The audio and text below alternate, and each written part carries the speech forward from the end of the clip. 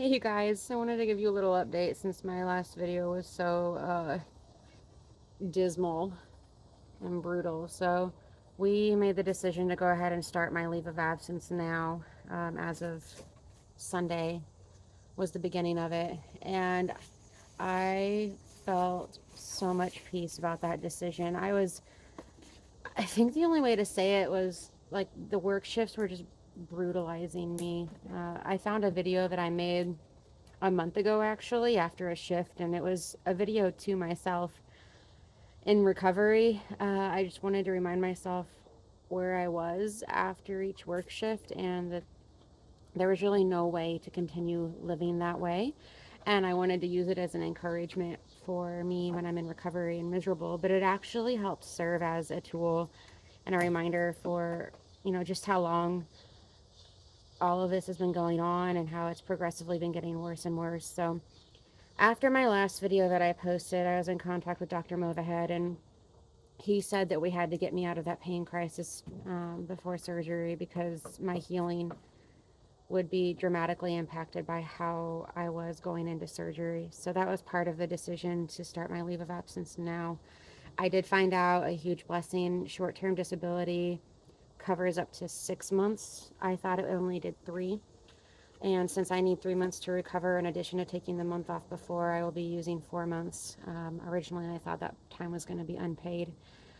Thankfully, I'll be getting 66% of my income, which we didn't originally budget for, but that's a lot easier to manage than getting 0% of my income for that 4th month. So, huge blessing there.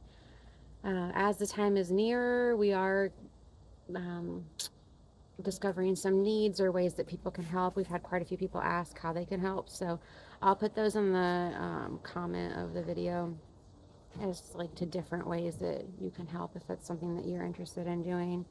As far as how I'm doing now, after that video that I posted last, Dr. Movahead had me taking 2 Percocet every 4 hours to try to get on top of the pain.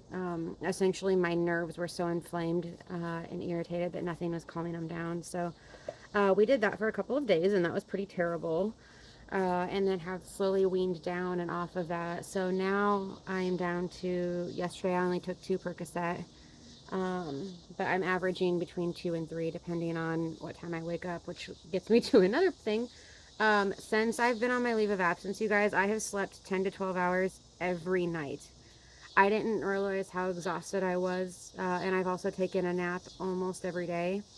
So I think that this healing time was needed, and I feel so blessed that I had the opportunity to take it. And thank you for those of you that spoke truth into my life, um, to help me see that I needed to step away and focus on getting strong prior to the surgery. I think to me it sort of felt like failure a little bit that I couldn't work all the way to the surgery date.